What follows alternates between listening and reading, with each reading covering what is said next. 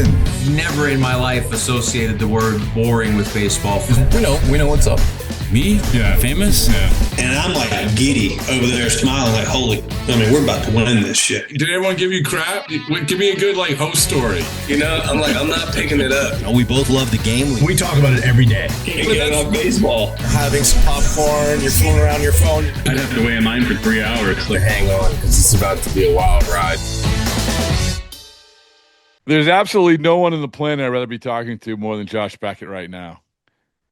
It's listen, this is just like us back in the day. We're sitting in the lanai at the rented Fort Myers place. Man, good to see you. Good to see you. Yeah. So I was talking. I said, one thing about we went golfing a couple times. And I don't really golf a lot, but I appreciate you were always very nice about inviting me to very nice courses, whether it's Fort Myers or whatever it was. But the line, and I probably said this to you last time I talked to you too, but it is such a good thing, man. The Spootinator is like the Spootinator should be that if you didn't patent that, I know that you didn't come up with it. The muscle that connects the heart to the balls. That's exactly right. Mike Mordecai started saying that in 2003, and I mean, none of us knew what it meant. He kind of was saying it without giving any definition. And of course, Morty wasn't like the most friendly guy anyway to talk to. He was the old grizzled veteran guy, super nice guy, but just wasn't like very approachable. So nobody really asked him. And then, so he was kind of saying it down the stretch during the regular season, and none of us knew what the fuck it meant. And then finally, somebody got him to get up on the bus and tell us what the Spootinator was. And I think it was after we clinched the wild card spot, he finally told us what it was. And yeah, I mean, I still use it to this day. Oh, so when good. A buddy of mine misses a 4-foot putt for a couple $100 or something on 18, and I'm like, yeah, some people just don't have the Spootinator. Who is the player that had I don't even know how to phrase it, the strongest Spootinator? Like who had the strongest muscle that connected the heart to the balls? Johnny Lester had a big one. I mean, which most of his muscles were big. I kind of feel like we're talking about his shower body. Yeah. No, we're just. It's not something that's on the outside. You can't see it. You kind of have to see what they do, and then that's how you tell if they got a big one or not. Well, what a perfect segue, man. I told you. I don't know if I'm supposed to even say this, but I did an interview for a documentary that's coming out on the 2007 ALCS because it's about comebacks. And I texted you. I said, man, I just spent like 2 hours making you seem like a god. Which you were like. I did an interview with those guys too. That's right. Awesome. That's right. That's exactly. I think they got Mikey Lowell on board. Yeah, they did. Good. Cool. Yeah. So we're giving publicity. I think it's for Vice. MLB, it is. But boy, man, that brought back awesome memories. And so, we don't want to spoil the content, but whatever, who cares? But still, when I look back at that, and this is one of the reasons why it's pertinent now, because I just love when you have guys like what you were then, like what you were. This guy, get on my back, like the postseason. And when I'm watching these bullpen games.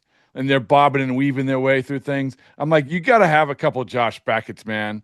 You got to have them, right? Yeah, you got to get put in those situations. And, people ask me that all the time. Like George Springer last night. I didn't get to stay up and watch the whole game because I went to bed. I just the way I am. If I get tired, I try to go to bed. Yeah. Anyway, so I went to bed. It was first and second with nobody out. And then I go to bed and he hits the home run. And my phone this morning is just, I got like 30 text messages. Like, this guy is unbelievable. He was with the Astros, obviously. Right, yeah. I grew up in Houston. All my friends are huge Houston Astros fans.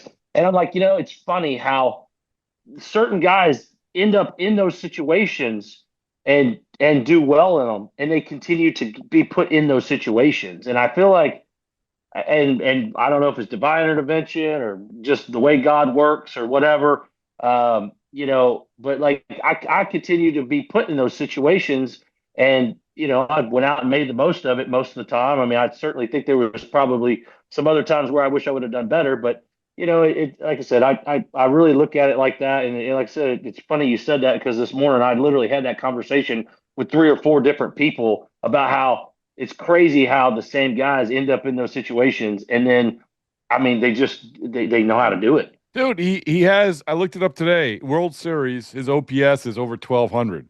Like, and it's not like just 2 games. I mean, I think it's like Oh 14 yeah. games or something. But it's funny because you go back to 2007, like you did it, and you don't know until you know, right? I mean, sure, you were good in high school, but you once you landed where you did in I lost 2003, my last high school game. I remember like did you crying really? on a bus talking about how I didn't think I would be able to win the big game, because my junior year, honestly, we were good enough to win state and we did it, and I think we kind of felt like we lacked a little bit of talent. My senior year, we had a lot of those guys back. We thought we were equally or just as good as we were the year before. And I pitched 10 innings in my final high school game at Olson Field in College Station where the Aggies play. And I remember on that bus thinking like, and maybe I learned something from that Well, about like, okay, I don't ever want to feel this way again. And maybe that's why maybe I in those situations, like, man, I remember how that felt. And letting your teammates down and doing all that. And so maybe that prepared me oh more than I man, thought so it that did. I love this because now you go to 2003, and so does that when you're going through that, are you legitimately thinking about that? Are you legit? No, but I think maybe in my Yeah, subconscious, maybe I am like, because I don't want. you weren't that listen like you weren't that far out of high school, like you weren't, No, you no, know. I know. Yeah. I mean, shit, I look back at videos of that and I'm like, I looked just like that when I was in high school. I might have had a little bit beefier legs, but that's it. So when you're going through it, when you're I don't know if you ever see it. I've referenced this all the time. The Kevin Costner for the love of the game, the clear mechanism. Like when you going back to 2003, before we get to like sort of what you did in 2007, was you? Do you remember this being like, hey, listen, I feel good, man. This is for me. This is for me. I'm good. Do you remember Yeah, I think that? I only threw like 120 innings or something like that in the regular season. And a lot of those were down the stretch. I missed 6 weeks with a sprained UCL. And so yeah, I did feel good. Down the stretch, Jack McKeon was not one that really was worried about anybody's career. I mean, you could look back before me, after me, whatever. He wasn't really concerned about anybody's career. But yeah, I mean, I did feel good. But I also had like I lost to Jason Schmidt. I think I threw 8 innings, 7, 8 innings. But Jason Schmidt at that time was, I mean, he was the guy. I mean, he was the Jacob DeGrom of baseball. I mean, we went out to San Francisco and he just, I mean, I think he had like 11 or 12 strikeouts. Like, I mean, it looked easy for him. He threw all fastballs too, and it was just there was no chance. How many? And so I lost to him. Then so like now I'm still in this situation. And like I said, I'm not really thinking about it but maybe like in my subconscious, it's like we lose 1 or 2 to nothing. Yeah, I still pitched good, and I mean, it was definitely a good game. But then you fast forward, and I go to Chicago, the Chicago series, and my first game against Chicago, I give up like 6 or 7 in the first 2 innings. And Pudge and I are arguing in the dugout, like yelling at each other. Every time guy gets on first base, he's throwing fastballs away, and they're fucking hitting them in the goddamn gap off me. And we get into it in the dugout about it. And I'm like, just call the whatever. And Jack McKeon comes over there, gets in between us. I don't remember what he said. But anyway, kind of calmed me down. Went back out there, ended up throwing 6 or 7 innings, giving up the six or 7 runs that I'd already given up, and we win the game. And then really in the playoffs, that's what it's all about. I mean, it doesn't matter. Like nobody looks at a box score to see how the starter did Oh if they no. won the game. You know what I'm saying? It's just different. So yeah, I mean, I think all those things kind of prepared me for that in '03. I'd already been through a loss that I pitched good. I got a win that I didn't pitch so good. And then you go to game 5 and, I still think, everybody talks about game 6 against the Yankees, but like, honestly, my best game of that deal Well, it might have been against the Cubs when I pitched in relief too. I pitched 4 innings, but the complete game in Game 5 was honestly probably my best game of those Oh, playoffs. really? Oh, wow. I think so. Yeah, I was just looking up pitches, how many in that complete game you had. 107 pitches. So not crazy. I mean, but that's my point is that you got a guy like you find that guy. Oh my God. It's like that's like gold, right? And you mentioned Lester. Lester was that guy. It's just a stopper. It's like okay, like you said, you pencil it in. You don't write it in pen, but you write it in pencil. All right. And it really helps with those guys with the meetings, like the Terry Franconas and the Theos and the Jed Hoyers and all those guys sitting in that meeting. It's like, okay, we got this one. We know we pretty much know how this game's gonna go. And then the games before it and the games after it, it's kind of it makes it a little it shortens it for them to not have to worry about that. And plans change, things happen. Yeah. But it definitely helps with the planning part of it. But you also know that you go into that. The other team knows you have to get through that guy. Now I want to go to 2007. Okay. So I'm going to repurpose everything that I said on that documentary. So my apologies to Vice. But Hey, like Bob Euchre says, fuck it, nobody's listening anyway. but I said, so you guys are down 3-1. There's the off day, and you against CC Sabathia. Now, obviously, spin for Sabathia won the Cy Young. You finished second because the voting ends at the end of the regular season. So what's done is done. Sabathia wasn't good in Game 1. You were good, but still, he's had this incredible year. You go into that game. There's an off day, and I think that everybody I remember in that clubhouse knew that you were pitching. Like that was the thing that you had going for it. And you win that game, you're going to go for this. Now, the media, I can tell you this. I said this. I've never seen more drunk media members in my life in that off day, man. Like, oh, really? Walking the streets of Cleveland. Because weren't we in Cleveland for like a week? It seemed that way. Yeah. We were there forever. We had like game, off day, game, off, something. It was something crazy. But the way that, no matter who's pitching, and also, again, as good as you were, Sabathia is pitching. So they're up 3-1. If a team's up 3-1, everyone's like, okay, whatever. It's the off day. I've never seen more people drunk. Like, and Roman going to the Winking Lizard in Cleveland and Roman, but then there ain't a whole lot to do there. No, but there's the Winking Lizard. It's the ballpark. Have you ever seen the Detroit YouTube where it says their main exports crippling depression? It's Detroit, basically, like, at least we're not Cleveland. Yeah, that's kind of how it felt. That's kind of how it felt. But then but then you get in that game, and as I'm sure you talked about, and I talked about, Danielle Pack comes out, sings the national anthem. Which, by the way, Ross Atkins, who is the GM of the Blue Jays now, was with the Cleveland team then. Oh, yeah. Right? Yeah. And so I said, they asked me the question on the doc. They said, was this a plan by Cleveland to do that with Danielle? And I said, I don't know, man. Like, I know that Taylor Swift was supposed to do it, but it seemed pretty coincidental that it right? Yeah. And Ross is like, no. I don't know, man. I don't know. But anyway, it was by the way, greatest line. Again, this is you are I'm not just saying this because you're here, but we say it all the time, whether it's Ian Brown of MLB.com, whoever it is, we say nobody's like Beckett, man, like in press conferences. Like nobody. It was yeah. But that was a great line. And like, I just want to thank them for giving my friend a ticket or something. Yeah. I still talk to her occasionally then. I don't anymore, but at that time, we'd still text or whatever. She was still a friend of mine. But the weird thing was, if I remember right, it wasn't just a national anthem. They did God Bless America, where she's standing, you're on the mound facing her, right? Yeah. Yeah. Yeah. Cause they do that in between the seventh innings. And then another thing was the Kenny Lofton, where Kenny Lofton gets all mad and he's jawing at you. But here's the thing, and I said this also in the doc. Go back and look at that video.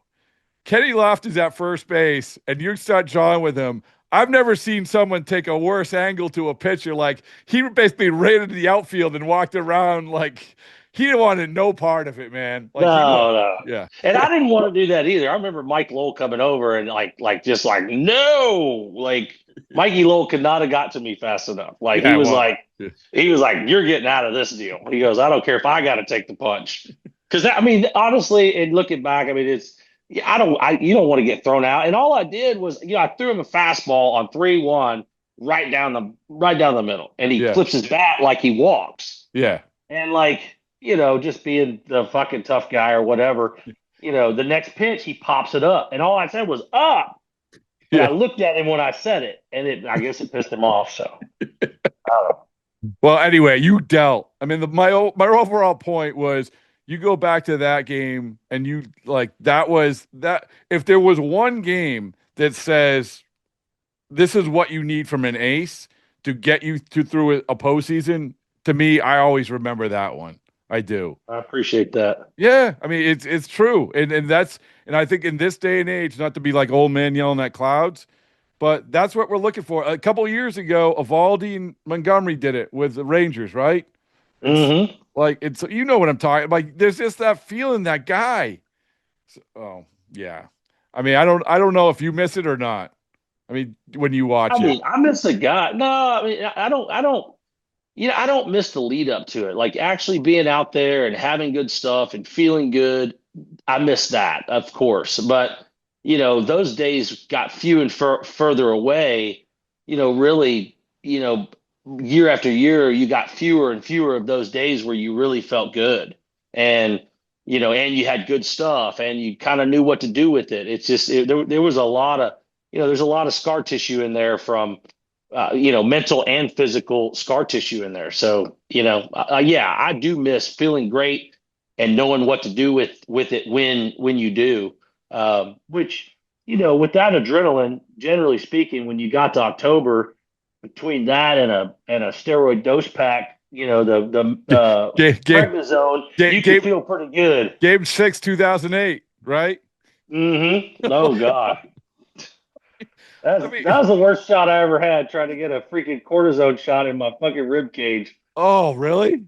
Yeah. It was before the game? It was the day before the game, yeah. Oh.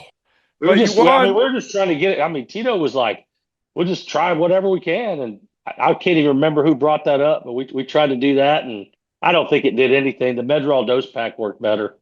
I just remember after that game, you're like, I was done. No. I was like, if we moved on, they're gonna have to do the rest of it without me.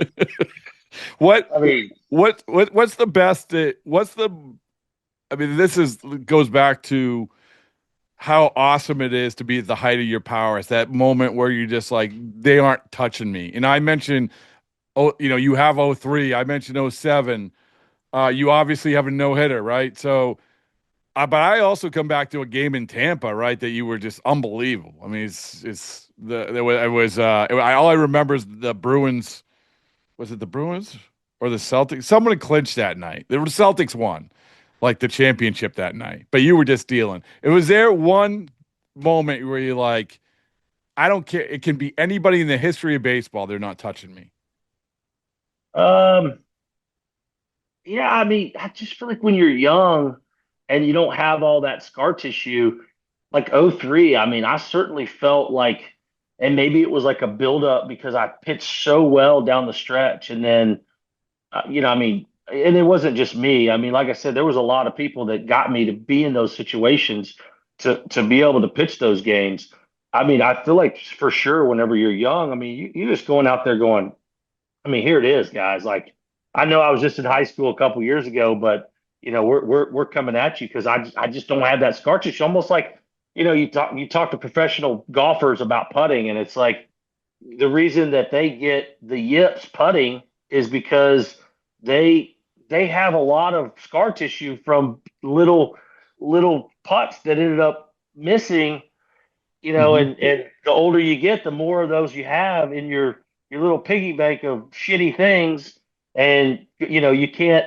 you can't just erase those things. Now, you can go to a psychologist or whatever, and he can try to get you Oh, to where you don't think about stuff like that. But you watch these kids, we got some really good golfers around here that, man, they'll get behind a green with a downhill chip and they'll hit like a flop shot, like just with quick hands. And it's like, people will be like, how does he do that? I said, he's got no scar. He never bladed that ball 150 yards over the green. I have. Like, I can't hit that shot with a clear mind because I know what happens when I belly a 60-degree wedge and it goes flying into the woods. But he's never done that. So he just goes to whacking. And I'm like, that's a good example of, being young and, I mean, I guess dumb. no, man. It's not dumb though. It's just you don't know any better. So, you just kind of do it. It's awesome. But that's what makes it good. Like, that's what, you go back to when you threw the no-hitter to the Dodgers. I mean, you had all that scar tissue built up, right? And you still But then it was like all this. It was like I literally was a thumber. And it was a good thing. I needed to do that because I was just kept beating my head against a brick wall trying to throw 93, 90, because my 93, 94 was still reading on the gun, 93, 94. But Roger Clemens told me this years ago, when you get older, you lose a foot on your fastball. He didn't say anything about speed. You don't lose any speed, really. You might lose a little bit of speed, but even your 93, 94, you lose a foot on it. It's the extension. Now they got all this, these cameras. And Yeah, I yeah. mean, they started that at the end of my career with the Dodgers. I mean, they had a track man every time I threw a bullpen. And this was right at the beginning of all this.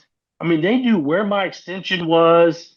They knew like how my pitches were going to play against teams before I even started. I mean, You were was, kind no, I'm sorry, but you were kind of you were kind of the beginning of the Dodgers, kind of like Yeah. this iteration of the Dodgers, right? Was Friedman there when you were still there? No, it was still Stan. Damn, nice guy. I can't remember his last name. Yeah, Very nice guy. We had a trainer named Stan Conti, and then we had Stan. He was the president. Stan And then- Kasten.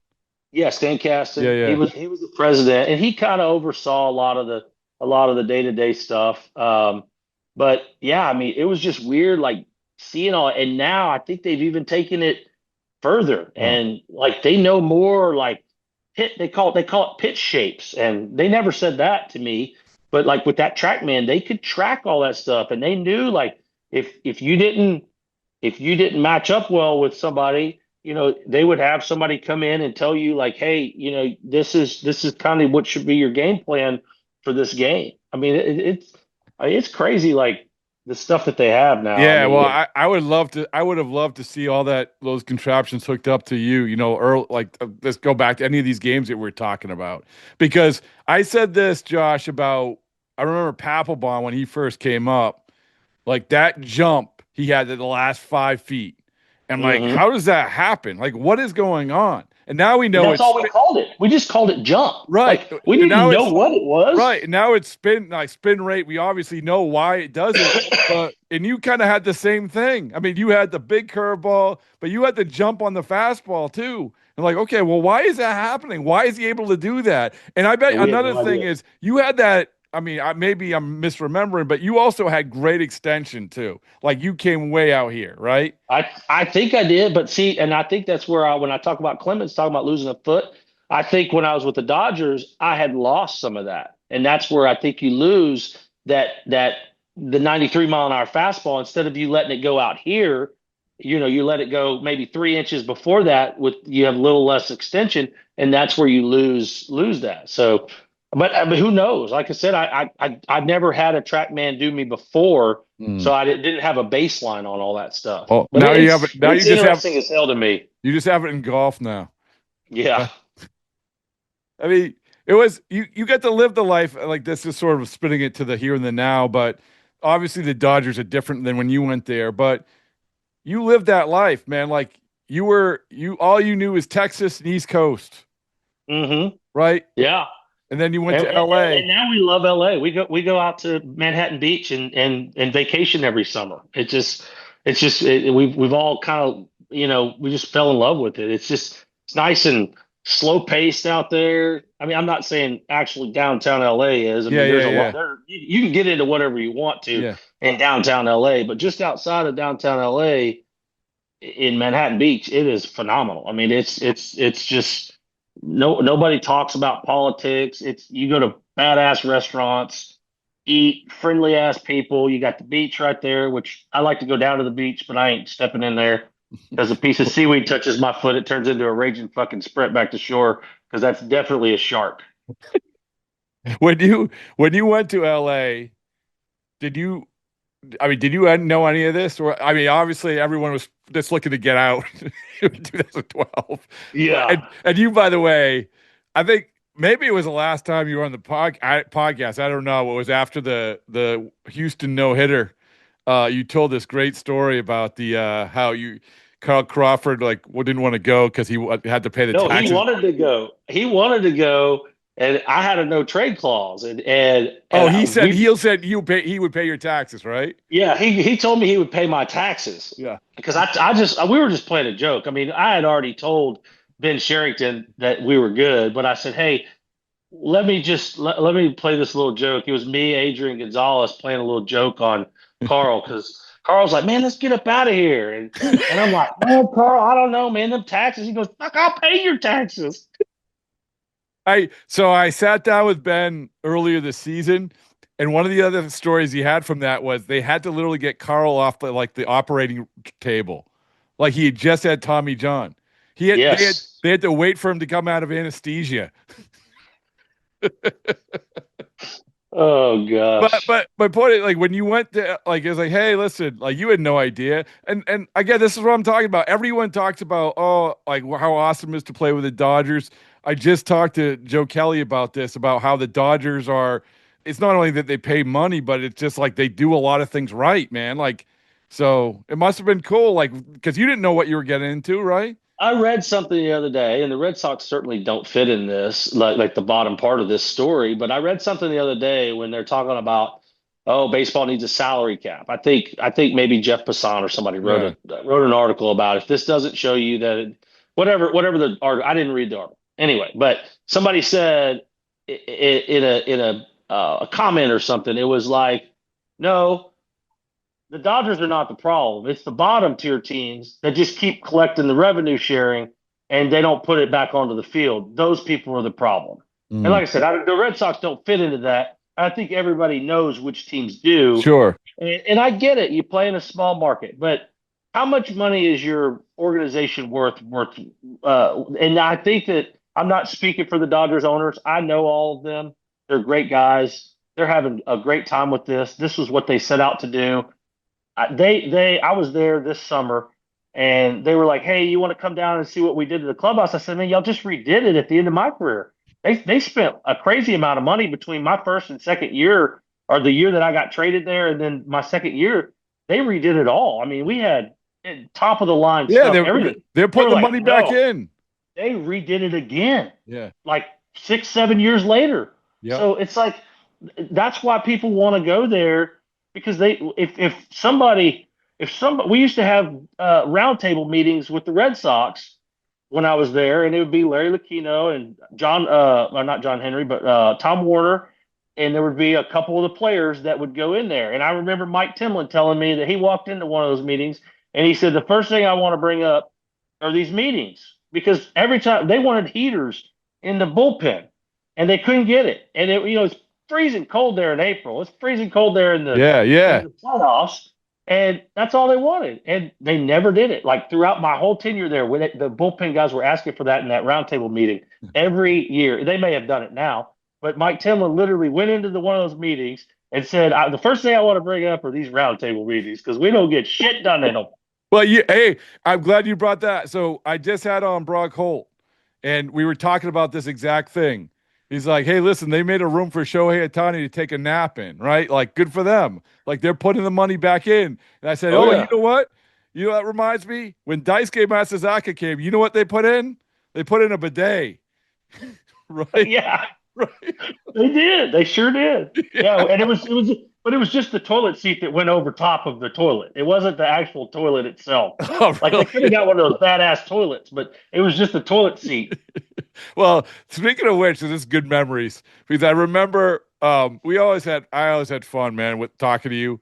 and through the good times and the uncomfortable times, we always had a good relationship.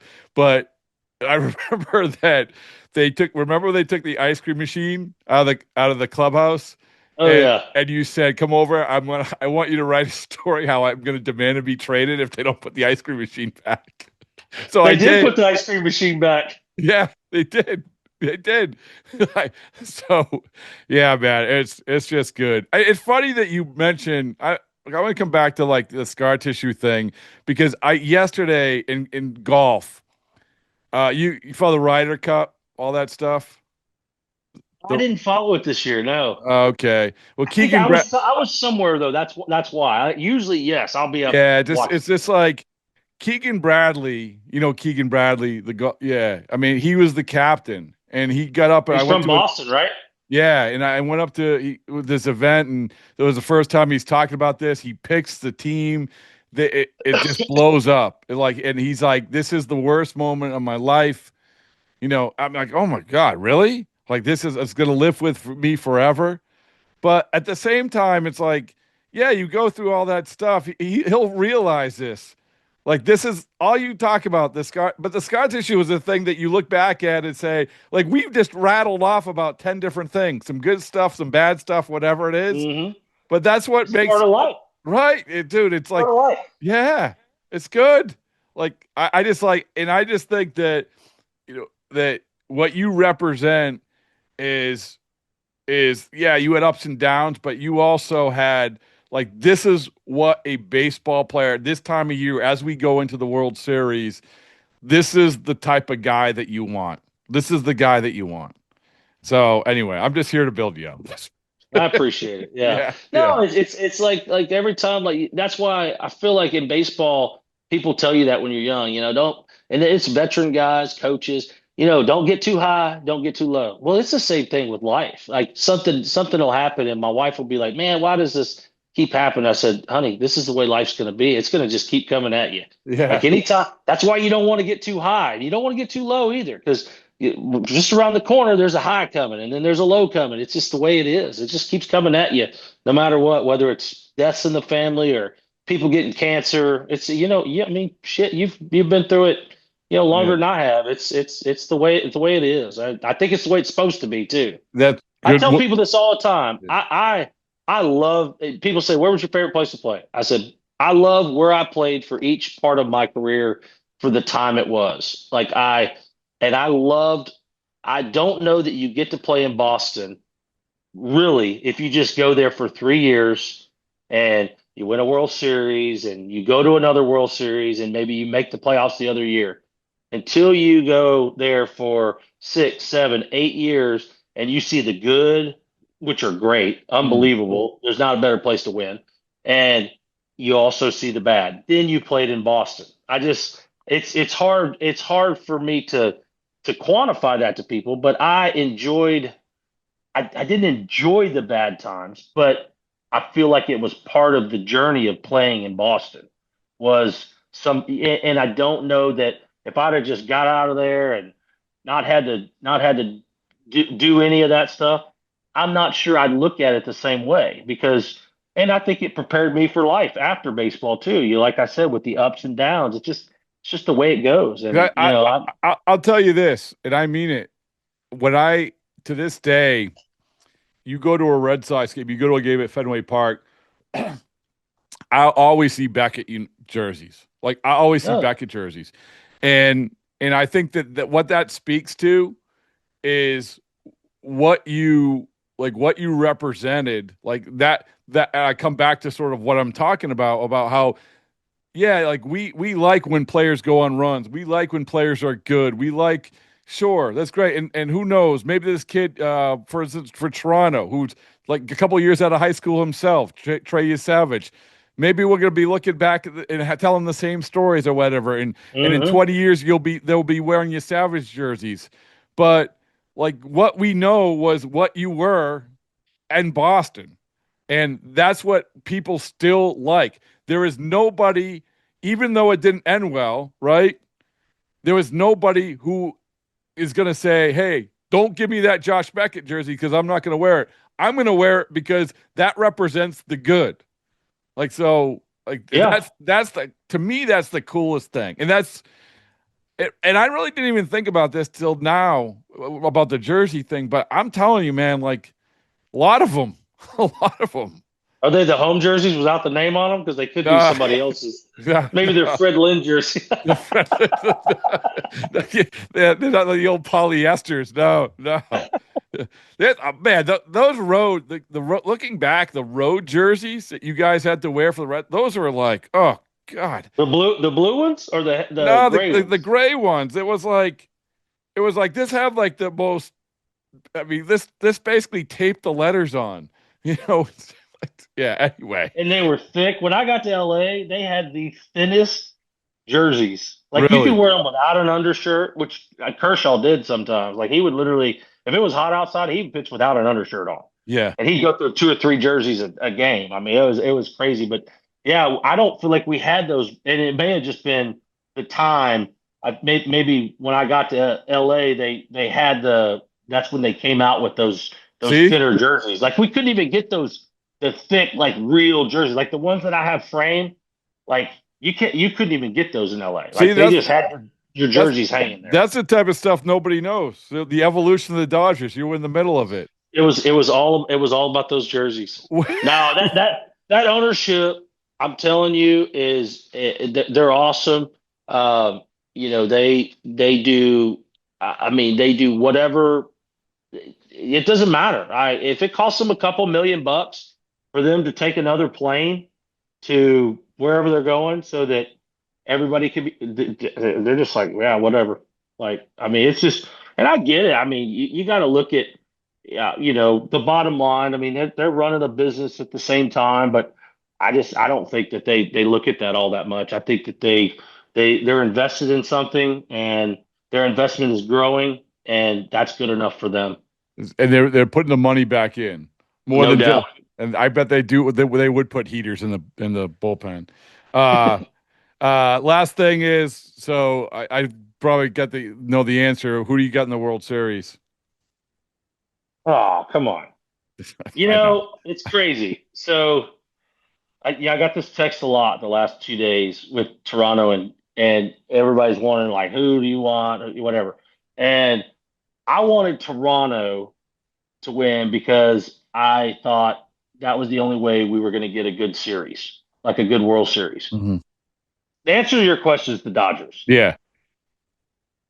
But now I can't take my family to the World Series because I wasn't looking deep enough into this. If Seattle would have won, the Dodgers would have had the 2 weekends, and then they would have been in Seattle in the middle of next week. And so now I'm kicking myself in the ass for rooting for the Blue Jays. Well, But it is what it is. So I think I'm going to go out for a couple days, but I can't take the kids and all that stuff. all right. Well, make sure you let me know because it's a good time. Dodgers in 5. Dodgers. Oh, wow. It's the second Dodgers Dodgers in in 5. 5 I've got today. Is it? Yeah, the Joe. I don't think they're going to sweep. I just don't. I think Toronto's going to win one at home. The I mean, I don't know if they're cheating. I know that there's been some, and I had plenty of those questions when I pitch, and I'd give up 8 and 2 runs in 2 innings pretty much every start up there. It was so bad one time. I told this story not too long ago too. I think it was when they were beating the shit out of the Yankees. People asked me, or I was talking to somebody about it, and I'm like, yeah, I felt like they were fucking cheating when I was up there too, because I mean, it didn't matter. I literally would, every time I pitched up there, it got so bad that Tito actually skipped a start there for me. I was going good at that time, and he literally made me pitch like they had an off day, so I pitched the next series first day. Just really? because it was so bad. Yeah, I mean, I bet my ERA is like 12 there. I mean, I remember thinking the same thing. I'm calling Kevin Millar, like, what the fuck are they doing? Like, am I tipping my pitches? And then we start getting like intel that they got somebody in the outfield and shit. In the hotel rooms. Yeah, like telling them what's coming. And I'm like, yeah, that's probably it. Anyway, and then I'd pitch against them at home and I'd shove for 7 innings. Well, like 5 days later. you have any tattoos? No. None. None, not one. I got my first one. Why wouldn't you try that at 59 years old? 50. Easy. I'm not there.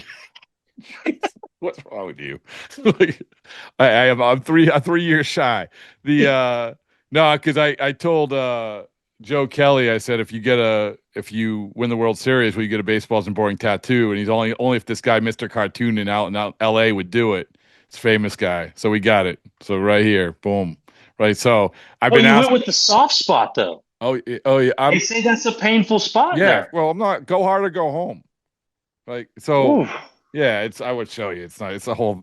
But it's You yeah. should have got a neck tat, which just says "Bye to the corporate world." Like, just get the neck tat. Love that one with a QR code to the podcast. Yeah, yeah. Well, I would see because I've been asking them now. I ask guys. I say like Kopech and Anthony Banda. These guys. I say, hey, if you win the World Series, will you get a tattoo? And they're say baseballs and boring tattoo. And like, yeah. So they're all in. So I was gonna say like, hey, if you want to get a tattoo, but I get it. You're like, no, I'm good. No, I'm good. No, you're good.